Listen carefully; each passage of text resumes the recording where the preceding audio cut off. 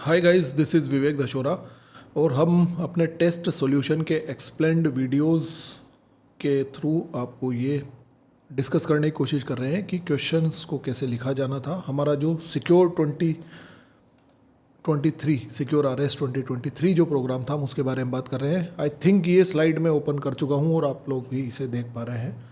चलिए, जो हमारा आज का टेस्ट है जिसके बारे में हम इस वीडियो में बात करेंगे, दैट इज़ 23-21 नंबर का टेस्ट है जो कि सोशियोलॉजी से है।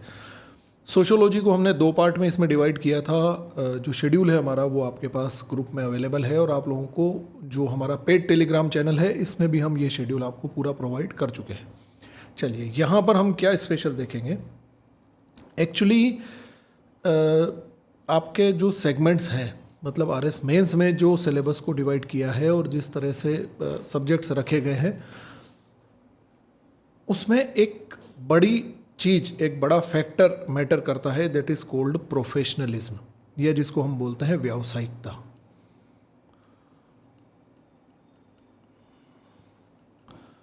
क्या होता है प्रोफेशनलिज्म? कुछ बच्चे जानते होंगे जिन्होंने मेन से 1-2 बार लिख रखा है, जो मेरे पास पहले पढ़े हैं, वो इस चीज़ को रिकॉल कर पा रहे होंगे। प्रोफेशनलिज्म का मतलब ये समझिए कि महिला उत्पीड़न है या महिला सशक्तिकरण है। महिला सशक्तिकरण आपके गवर्नेंस में भी आ सकता है, महिला सशक्तिकरण आपके लॉ में भी आ सकता है, महिला सशक्तिकरण आपके सोसाइटी में भी आ सकता है या सोशोलॉजी वाले पार्ट में भी आ सकता है, और इसके साथ में महिला सशक्तिकरण आपके इकोनॉमी में भी आ सकता है। अब क्या है कि जहां आपसे महिला सशक्तिकरण पूछा गया है, आपको उस सब्जेक्ट की कैटेगरी के अकॉर्डिंग आंसर लिखना है, that is called the professionalism. समझ रहे हैं बात को? जब लॉ की बात करिए और अगर महिला सशक्तिकरण की बात करिए तो लॉ क्या हैं, ऐसे कौन से लॉज हैं, ऐसे कौन से एक्ट्स हैं जो महिला सशक्तिकरण करते हैं, आपको उनको बेसिस बनाकर लिखना है। अगर वो सोसाइटी में पूछा है तो सोसाइटल एस्पेक्ट क्या है जो विमेन एम्पावरमेंट कर सकते हैं, आपको उस पर बात करनी है। पॉलिटिकल एस्पेक्ट से बात की जाए अगर, या GS पॉलिटी में क्वेश्चन आता है, तो हमें फिर ये चीज़ पर डिस्कस करना है कि ऐसी क्या चीज़ हो सकती है या ऐसी क्या चीज़ें हमारे पास अवेलेबल है, कॉन्स्टिट्यूशन में कौन से प्रोविजंस अवेलेबल हैं जो विमेन एम्पावरमेंट की बात करते हैं। Getting this? तो इसी प्रोफेशनलिज्म के बेसिस पर हम इस क्वेश्चन पेपर को डिस्कस करेंगे। चलिए, पहले क्वेश्चन की बात करते हैं, दैट इज़ भ्रष्टाचार की परिभाषा दीजिए। यहाँ आपको भ्रष्टाचार डिफाइन करना है। This is not the only exclusive definition. तो अगर आपके पास कोई और डेफिनेशन है आप उसे भी यूज़ कर सकते हैं, बट एटलीस्ट डेफिनेशन ऐसी हो जिसमें करप्शन को कवर किया गया हो। कवर करने का मतलब करप्शन के कितने एस्पेक्ट्स हो सकते हैं। करप्शन सिर्फ ये नहीं होता कि किसी ने मेरे से रिश्वत मांगी या मैंने किसी को पैसे देकर काम करवाया। It is not just a bribe, it is the case of any kind of partiality, किसी भी तरह का पक्षपात, वो करप्शन में आता है। तो अमर्त्य सेन की परिभाषा को कवर करते हुए, या आप चाहें तो अमर्त्य सेन की एज इट इज़ जो डेफिनेशन है उसे भी लिख सकते हैं, उसको कवर करते हुए यहाँ पर हमने आंसर दिया है, corruption abuse of entrusted power. जो आपको पावर दी गई है उस पावर के बेसिस पर, इट इज़ मैं पेन का कलर चेंज कर लेता हूँ, yes. So it is the abuse of entrusted power for personal gain, including bribery, extortion, nepotism, nepotism मतलब भाई भतीजावाद जिसको बोलते हैं, and embezzlement, embezzlement का मतलब होता है गबन किसी भी तरह का, वो इसमें शामिल होते हैं। So it is a direct question, बहुत ज़्यादा इसमें कुछ था नहीं। चलिए नेक्स्ट क्वेश्चन पे आते हैं। यस, जैसा कि हम हमारे पेपर के इन सेगमेंट्स में डिस्कस करते हैं और आप हमारा मोडस ऑपरेंडी है, जो हमारे काम करने का तरीका है, वो समझ भी गए होंगे कि जो एनालिटिकल क्वेश्चंस हैं और किस क्वेश्चन में एनालिटिकल आंसर दिया जा सकता है, हम उस पर फोकस कर रहे हैं। सो राजस्थान का कौन सा आदिवासी समुदाय सिख धर्म का अनुसरण करता है? This is a direct question, इस पर हम डिस्कस नहीं करेंगे। एनलिस्ट द इमोशनल और psychiatric problem of elders. Yes, बुजुर्गों की या वृद्धों की भावनात्मक मनोरोग संबंधी समस्याओं को सूचीबद्ध कीजिए। चलिए आंसर देखिएगा, हमने जो दिया है या आंसर जो प्रिपेयर किया गया है वो क्वेश्चन की डिमांड सीधी है, इसमें कोई समझने वाली बात नहीं है कि क्या क्या प्रॉब्लम्स हो सकती है। So it is anxiety, depression, dementia, loneliness, अकेलापन फील करते हैं, आइसोलेशन, उनको ऐसा लगता है कि हमें पीछे छोड़ दिया गया है, हमें भागीदारी नहीं दी गई है, कॉग्निटिव डिक्लाइन हो गया है, इमोशनल साइकेट्रिक प्रॉब्लम्स इनमें आती है। अब बात यह है कि how to maintain the professionalism.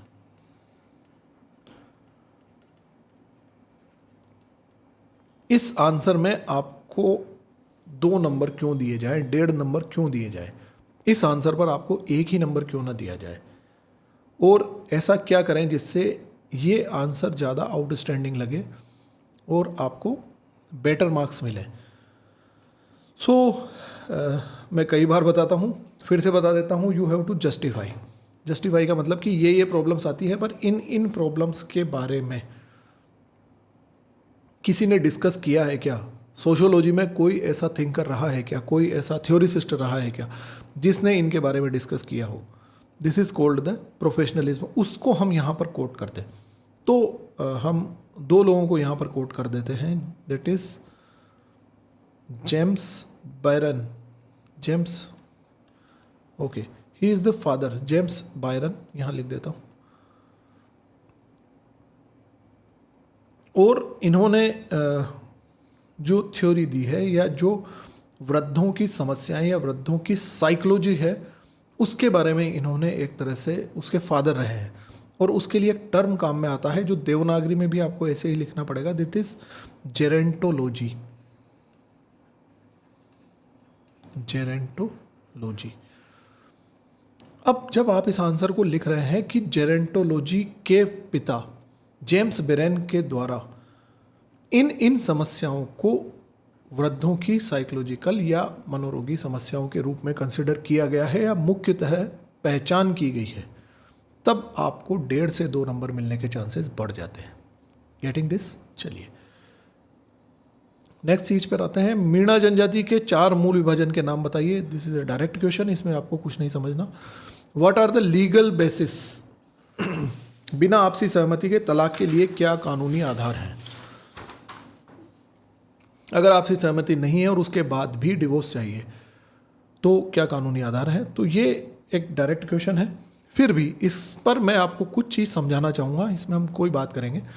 Answer है legal basis for divorce without mutual consent in India includes adultery, यानी कि विवाहेतर संबंध, क्रूअल्टी, मारपीट करना, डिसर्शन, कन्वर्जन ऑफ रिलीजन, किसी दूसरे धर्म में चले जाना, मेंटल डिसऑर्डर, मानसिक रूप का कोई डिसऑर्डर है, इनक्योरेबल फॉर्म ऑफ लेप्रेसी, इस तरह का कुष्ठ रोग है जो रिकवर नहीं हो सकता, venereal disease, renunciation of word, जो संन्यास ले लिया हो जिसने विश्व का त्याग कर दिया हो वैसे, एंड प्रिजम्पशन ऑफ डेथ, कुछ ऐसा जिससे कि व्यक्ति की मृत्यु हो सकती है, तो उन आधार पर डिवोर्स मांगा जा सकता है।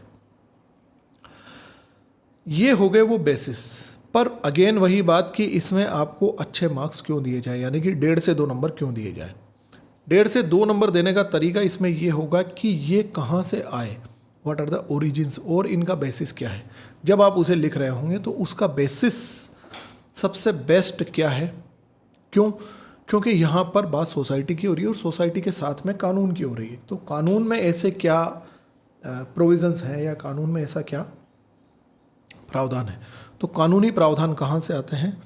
वो होते हैं, first is Hindu marriage act 1955, Muslim marriage act 1939 और इंडियन डिवोर्स एक्ट 1869। ये 3 चीज़ें जब आप इसमें लिख रहे होंगे 1 2 3, तब आपको आपके आंसर को, आपके जो पॉइंट्स हैं, आप उसको जस्टिफाई कर रहे होंगे। उस जस्टिफिकेशन के साथ आपको ज़्यादा बेटर मार्क्स मिलेंगे। So try to understand the thing कि स्ट्रक्चर में क्या कमियां हैं और कौन सी ऐसी चीज़ें हैं जिनको हमें बढ़ाना है या जिसको हमें एक तरह से जिसको इंक्रीज़ करना है। उन चीज़ों को इंक्रीज़ करके आप ज़्यादा बेटर मार्क्स गेन कर सकते हैं। तो on the basis of Hindu marriage act, Muslim marriage act और इंडियन डिवोर्स एक्ट, या मुख्यतः भारत में दो बड़े समुदायों के जो मैरिज एक्ट हैं उनके आधार पर इन कारणों के तहत तलाक लिया जा सकता है। जब आप ऐसा आंसर लिख रहे होंगे तब आपको बेटर मार्क्स मिल रहे होंगे। चलिए नेक्स्ट क्वेश्चन पर आते हैं। देखिए कुछ क्वेश्चंस में कमी है, कुछ आंसर्स में कमी है, तो उसको हम यहाँ पर रिफॉर्म करवा रहे हैं या ये चीज़ बता रहे हैं कि यहाँ पर एक जनरल आंसर जो लिख कर आ रहे थे उसमें और अपने आंसर में क्या डिफरेंस क्रिएट किया जा सकता था। सुगम्य भारत अभियान पर टिप्पणी कीजिए। Comment on accessible India campaign. Sugamya Bharat अभियान किसके बारे में है ये हम जानते हैं। The accessible India campaign aims to provide universal accessibility to persons with disability. Universal accessibility, ठीक है, यह सार्वभौमिक पहुंच प्रदान करता है। सार्वभौमिक पहुंच का अर्थ क्या होगा ये भी आपको फर्दर इस आंसर में बताना होगा, जैसे कि focusing on developing N accessible physical environment, जो फिजिकली हो, transportation system and the main thing is IT, information and communication ecosystem, जो सूचना एवं संचार का तंत्र है या पारिस्थितिकी तंत्र है उस पर भी ध्यान केंद्रित करता है।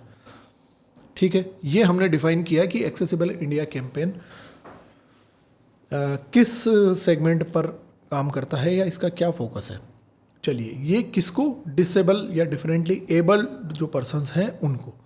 अब ये बात कि इन दिव्यांग जनों को जब ये सुविधाएं दी जा रही है, इसको अगर हमें मार्क्स बढ़ाने हैं तो यहाँ पर क्या और होना चाहिए था जो हमने नहीं किया।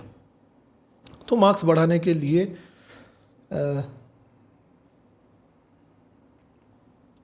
आप यहाँ पर एक चीज़ और ऐड करनी चाहिए, दैट इज़ किसने इसको अप्लाई किया है, that is ministry of social justice, सामाजिक न्याय मंत्रालय द्वारा इसे प्रारंभ किया गया था। और कब, 2015 में। मैं यहाँ पर बहुत शॉर्ट में लिख रहा हूँ, तो 2015 में ये स्टार्ट किया गया था। 2015 में सामाजिक न्याय मंत्रालय द्वारा प्रारंभ इस योजना के तहत जो डिफरेंटली एबल्ड पर्सन हैं उनको यूनिवर्सल एक्सेसिबिलिटी, जिसमें कि फिजिकल, ट्रांसपोर्टेशन और इंफॉर्मेशन कम्युनिकेशन के इकोसिस्टम में फुल एक्सेसिबिलिटी मिले या उनकी पहुंच सुनिश्चित हो सके, to ensure their capabilities, to ensure और the realisation of their participation, तब आपको ज़्यादा बेटर मार्क्स मिल रहे होंगे। चलिए नेक्स्ट क्वेश्चन पर आते हैं। विभेदन से आप क्या समझते हैं या विभेदीकरण से आप क्या समझते हैं, differentiation. So, social differentiation is a simple differentiation, is distinction between social groups and people based on biological, physiological and cultural factors. Biology के आधार पर, फिजियोलॉजी के आधार पर या फिर कल्चरल फैक्टर के आधार पर जो समूहों में आपस में विभेद होता है। मराठी मानुष, समझते हो बात को? धर्म के आधार पर हो सकता है, बायोलॉजी के आधार पर। बायोलॉजी के आधार पर क्या होता है, किन्नर समुदाय बिल्कुल अलग है, पुरुष वर्ग, महिला, बच्चे, वृद्ध, ये जो हम डिफरेंशिएशन करते हैं उसको बोलते हैं विभेदीकरण। अब अगेन बात वही कि यहाँ पर क्यों आपको ज़्यादा मार्क्स दिए जाते हैं। देखिए, मैं आपको ईच एंड एवरी क्वेश्चन में ये समझाने की कोशिश कर रहा हूँ कि कहाँ आप ये आइडेंटिफाई कर सकते हैं कि how to maximise my score. ठीक है, तो इसमें हमारे को क्या ऐड करना था, यहाँ पर आपको प्रोफेशनलिज्म कि कहाँ कमी रह गई या कौन सा ऐसी चीज़ है जो फैक्टर आना चाहिए था। एंड आई थिंक अब आप भी इस चीज़ को समझ पा रहे होंगे कि हमें यहाँ पर क्या ऐड कर देना था जिससे ज़्यादा बेटर मार्क्स आ सकते थे। तो हम यहाँ पर कुछ जो थ्योरिसिस्ट हैं उनके नाम लिख सकते थे। कौन? जो इसके फादर रहे हैं या जिन्होंने इसके बारे में डिस्कस किया है। जो विभेदीकरण है वो आया कहाँ से, विभेदीकरण के बारे में बात किसने करी, उनके बारे में हम जब हम नाम लिखेंगे तब हमारे को बेटर मार्क्स मिल सकते थे। तो the first person is email Durkheim,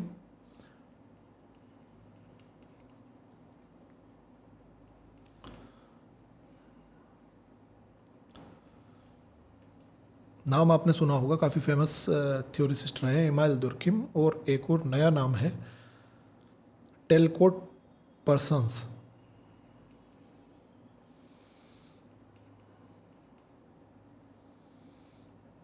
person, okay, Talcott Parsons और एमाइल दुर्किम के अनुसार ये आधार होते हैं जिसको सामाजिक विभेदीकरण कहा जाता है या विभेदीकरण कहा जाता है। अब एक और चीज मैं यहीं पर समझाता हूं, अगर यही सेम क्वेश्चन हमसे 5 मार्कर में पूछ लिया जाता तब हम क्या लिख रहे होते हैं। अगर इसी क्वेश्चन को हमको नॉट द 2 मार्कर 5 मार्कर में पूछ लिया जाए तब हम क्या लिखेंगे। अगर यही सेम क्वेश्चन हमारे से 5 नंबर में पूछा जाता तो एक और चीज़ याद रख लेना, यही एग्जैक्ट लाइन होती और उसमें उन्होंने कुछ नहीं पूछा और 5 नंबर कर दिए, तब आप क्या कर सकते थे। Let's think about that. इसमें और क्या नेतागिरी की जा सकती थी जिससे कि हमारे को बेटर मार्क्स आते हैं। Getting this?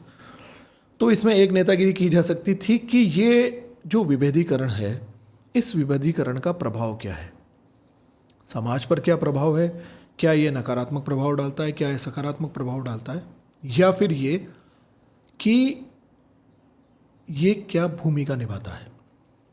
सो रोल और द इम्पैक्ट, सिंपली इस चीज़ को डिस्कस कर दो। इसके बाहर वो 5 मार्कर में आपके पास वैसे ही जगह नहीं बचती। और ये सबसे बेटर तरीका हो सकता है, अगर इस तरह का क्वेश्चन जिसके बारे में हमें इतना ही पता है तो उसका इम्पैक्ट डिस्कस कर दें, उसका रोल डिस्कस कर दें। This is the way you can expand your answer. कैसे शब्द सीमा को बढ़ाया जा सकता है। चलिए नेक्स्ट चीज पर आते हैं। भारत में वल्नरेबल एम्प्लॉयमेंट एंड अनएम्प्लॉयमेंट के बीच में क्या लिंक है। चलिए मैं फिर से आपको वही बात करूंगा कि हम क्वेश्चन की डिमांड को डीमिस्टिफाई करने की पहले कोशिश करते हैं कि इनके बीच में क्या लिंक्स हैं, ये दोनों आपस में कैसे जुड़े हुए हैं। तो भेद्य रोजगार और बेरोजगारी के मध्य क्या संबंध है, इसमें सबसे पहले आपको ये बताना होगा। ये पूछ रहा है कि इनके बीच में संबंध क्या है। संबंध का मतलब ये है कि क्या ये एक दूसरे से जुड़े हुए हैं। अब अगर ये जुड़े हुए हैं तो सबसे पहले हमें ये बताना होगा ये दोनों क्या हैं और फिर ये कैसे जुड़े हुए हैं। तो vulnerable employment refers to people working informally, जो असंगठित रूप से जो कार्य करते हैं, अनौपचारिक रूप, या जिसको हम असंगठित भी बोलते हैं, अनऑर्गेनाइज्ड सेक्टर। और अगर आप यहाँ पर इकोनॉमी के डेटा कोट कर पाएँ that is also okay. Economic survey के और इनके जो डेटा है नए वाले कि कितने लगभग 89% लोग अभी अनऑर्गेनाइज्ड सेक्टर में हैं अकॉर्डिंग टू न्यू रिलीज और द न्यू डेटा। तो इनफॉर्मल सेक्टर में जो जिनके पास प्रॉपर जॉब कॉन्ट्रैक्ट्स नहीं है, लीगल प्रोटेक्शन नहीं है किसी तरह का, उनको अनएम्प्लॉयड ही कंसिडर किया जाता है। क्या चीज़, जैसे कि मान लीजिए कोई पर्सन है वो आइसक्रीम की फैक्ट्री में काम कर रहा है। आइसक्रीम की फैक्ट्री में गर्मियों के दिनों में वो काम करेगा और आइसक्रीम बनने का जब बिजनेस ख़त्म हो जाएगा तब उसको वहाँ से हटा दिया जाएगा। कोई लीगल कॉन्ट्रैक्ट नहीं है, कोई जॉब सिक्योरिटी नहीं है और नहीं पता है कि हम कितने दिन यहाँ पर ये काम कर पाएंगे। So contributing to the unemployment rate, ये एक ऐसा सेगमेंट है जो बेरोजगार है और बेरोजगारी की दर में ही अच्छा खासा योगदान करता है। Vulnerable employment informal sector often lacks social security leading to easier transition into unemployment. कभी भी वो बेरोजगार हो सकते हैं when faced illness, economic downturns और एज रिलेटेड इश्यूज। अगर उम्र से संबंधित कोई समस्या है तो भी वो काम नहीं कर पाएंगे। इकोनॉमिक डाउन टर्न, आर्थिक रूप से कोई समस्या आ गई, मान लीजिए कोई व्यक्ति है जो अपना खुद का पानी पूरी का ठेला लगाता है, अगर उसके कोई आर्थिक समस्या आ गई और उसके पास अपना रॉ मटेरियल खरीदने का या माल खरीदने का ही पैसा नहीं बचता है, कोई बीमार हो गया, कोई भी ऐसी समस्या आ गई, तो इन सिचुएशंस में वो वापस से वो बिजनेस नहीं कर पाएगा या कंटिन्यू नहीं कर पाएगा। अब क्या हमने क्वेश्चन की डिमांड को फुलफिल किया? यस। क्या हमने लिंक बताया? Yes, that is the link, कि इनके दोनों के बीच में आपस में क्या संबंध है और ये कैसे अनएम्प्लॉयमेंट में कन्वर्ट हो जाता है। That's how we have to answer such questions. ठीक है, चलिए नेक्स्ट क्वेश्चन पे आते हैं। 50 वर्ड्स वाले क्वेश्चंस की हम बात करते हैं। What are the social factors that contribute to the initiation, maintenance and cessation of drug use among different groups of people. नशीली दवाओं या नशा के उपयोग की शुरुआत, नियमितता मतलब बने रहे, और उसकी समाप्ति में योगदान देने वाले सामाजिक कारक कौन कौन से हैं। तो इसकी अगर हम डिमांड को ब्रेक करें तो सबसे पहले हमें ये बताना है कि ये कोई भी व्यक्ति जब इसका उपयोग स्टार्ट करता है, नशा करने लगता है, तो वो शुरुआत के होने के क्या कारण होते हैं।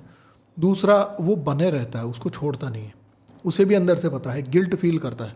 कभी किसी पर्सन को पाउच खाते भी देखा हो ना अगर, जो ये 2-3 चीज़ें मिक्स करके खाते हैं आजकल, वो तंबाकू वाला कुछ अलग आने लग गया, पान मसाला अलग, वो उसको मिक्स करके, एक गिल्ट उनके अंदर होता है, एक आपको खुद को दिखेगा कि उनके अंदर कोई उनको अंदर से एक अपराध बोध है कि हाँ यार ये नहीं खाना चाहिए, पर फिर भी उसके बाद वो बना रहता है। दिस इज़ द मेंटेनेंस, वो मेंटेन करते हैं उसको। और फिर बाद में ये की समाप्ति, इसका एंड करने में समाज का क्या योगदान है।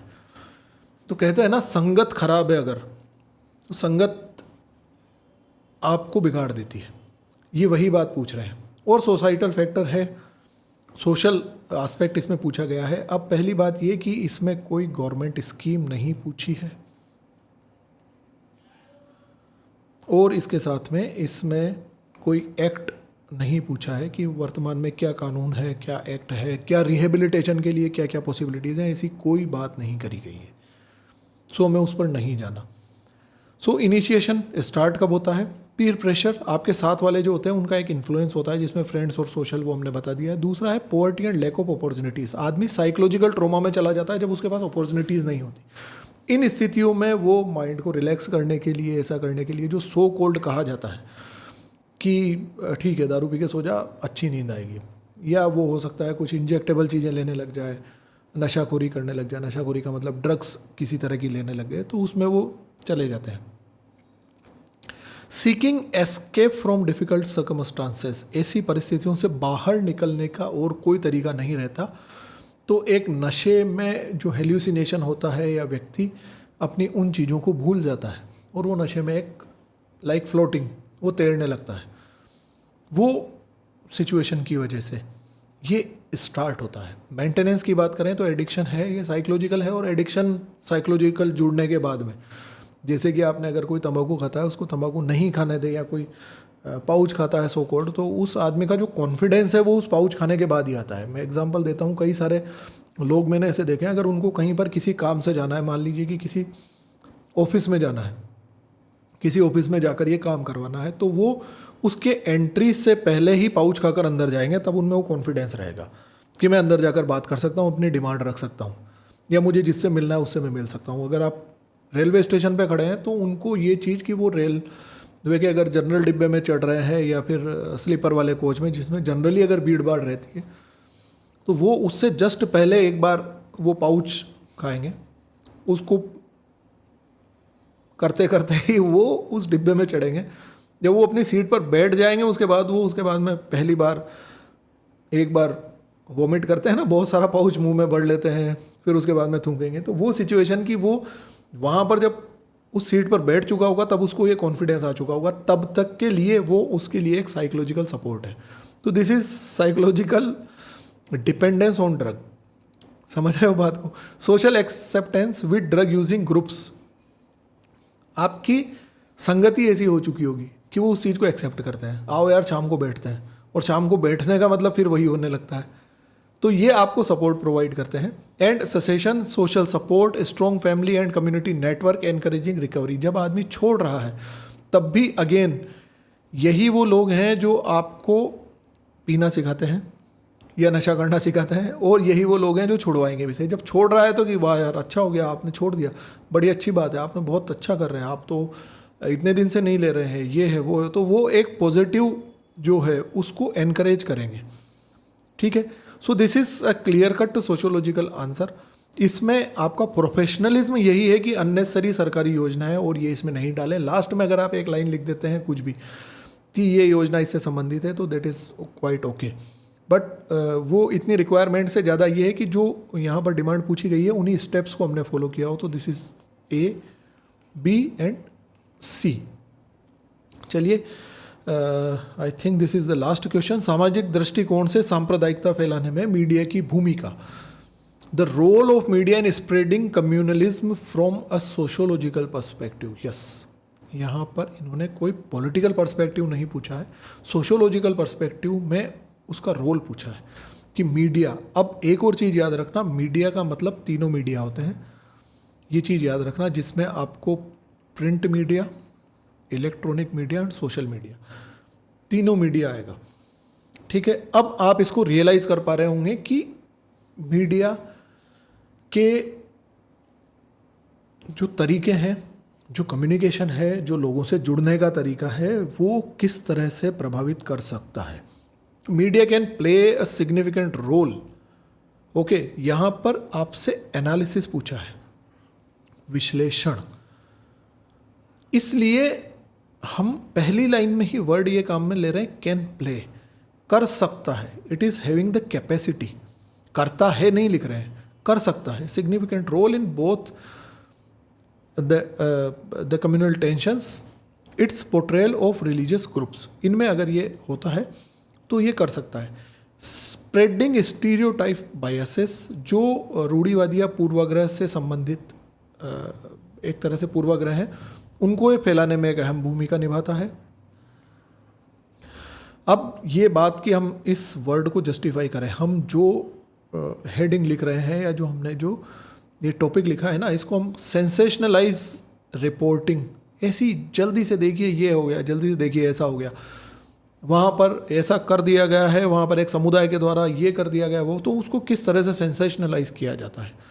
सेंसेशनलाइज करने को बोलते हैं सनसनीखेज रिपोर्टिंग।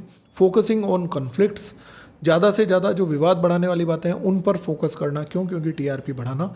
हाईलाइटिंग द डिफरेंसेस, जो दोनों ग्रुप्स हैं उनको वहीं पर, कई बार अभी आपने चुनाव यात्रा में देखा होगा, कई सारे टॉप चैनल्स हैं वो वहीं पर लोगों को लड़वा देते हैं, इस लेवल पर वो चुनावी चर्चा करवाते हैं, वो आपस में उलझ जाते हैं, वहीं पर उनके बीच में एक तरह से वेबनेस क्रिएट हो जाता है। एंड इग्नोरिंग कॉमनलिटीज़, वो डिफरेंस को तो हाईलाइट करते हैं और कॉमनलिटीज़ जो है, जो कॉमन बातें हैं उनको इग्नोर करते चलते हैं, तो ये एक नेगेटिव परसेप्शन को रीइंफोर्स करते हैं या उसको बढ़ा देते हैं। So this is the first thing, creating fear and distrust, fear और डिस्ट्रस्ट बढ़ा देते हैं। मैं एक एग्जांपल देता हूँ एक रिपोर्टर का। जब फर्स्ट लॉकडाउन लगभग 22 मार्च 2020 को प्रधानमंत्री मोदी के द्वारा डिक्लेयर किया गया था, उस लॉकडाउन में ये कहा गया था कि आप 20 से 21 दिन के लिए या 3 सप्ताह के लिए जो जहाँ है वो वहीं रहे और अभी आप कहीं पर भी मूवमेंट नहीं करें, क्योंकि हमारे को इस महामारी से लड़ना है। ऐसा एक मैसेज पीएम ने दिया था।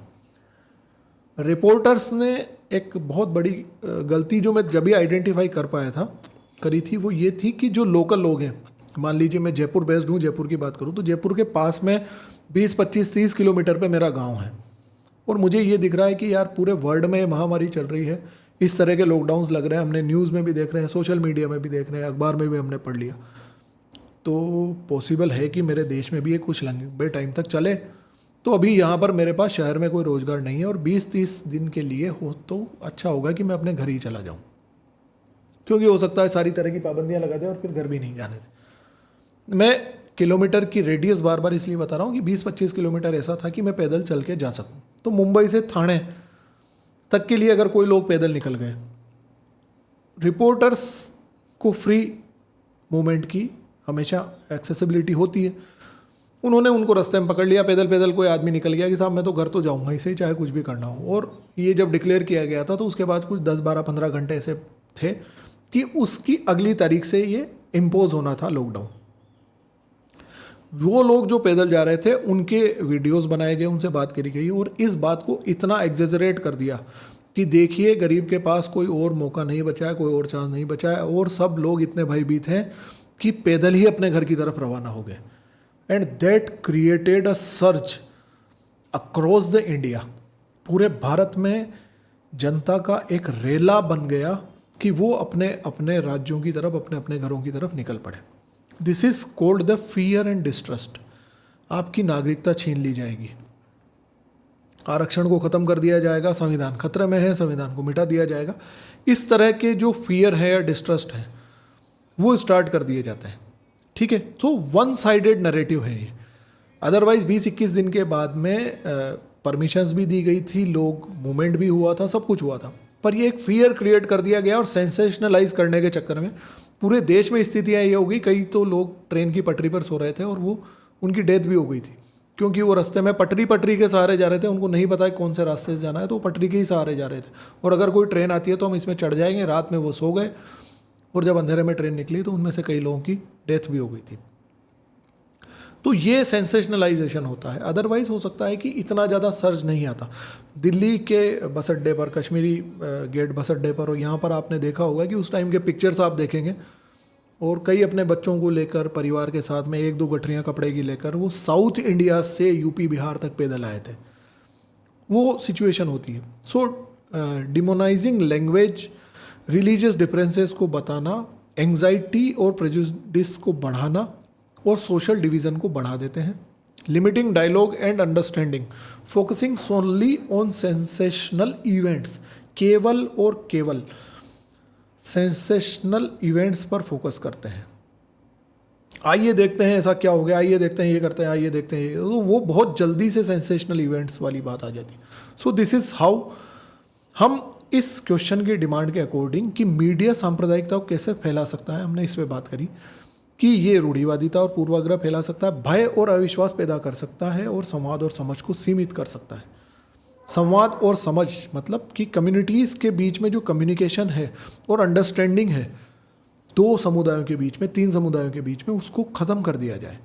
तब ऑटोमेटिक ऐसा होगा कि एक ग्रुप अपने आप को इनसिक्योर फील करने लगेगा। उस इनसिक्योरिटी में जो सांप्रदायिकता है वो बढ़ जाती है, या जो संप्रदाय के बेस्ड कम्युनलिज्म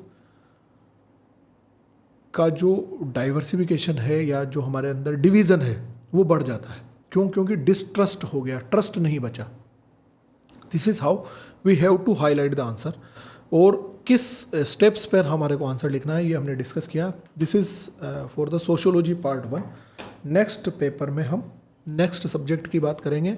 आप लोगों के अगर कोई फीडबैक्स हैं और आप लोग अगर चाहते हैं कि कोई इम्प्रूवमेंट करें या किसी चीज़ को हम बेटर वे में आपके पास प्रेजेंट कर सकते हैं, कोई रिक्वायरमेंट्स है, तो प्लीज़ आपके पास मेरे नंबर हैं, मेरे नंबर यहाँ पर इस वाटर मार्क में इनमें भी दिए हुए हैं, आप सीधा मैसेज कर सकते हैं, दैट इज़ ओके। कॉल हो सकता है मैं एक बार में नहीं रिसीव करूँ, बट आप मैसेज कीजिए, I will respond as soon as possible, within 10 to 12 hours हम आपको रेस्पॉन्ड कर देते हैं। Have a very best of luck.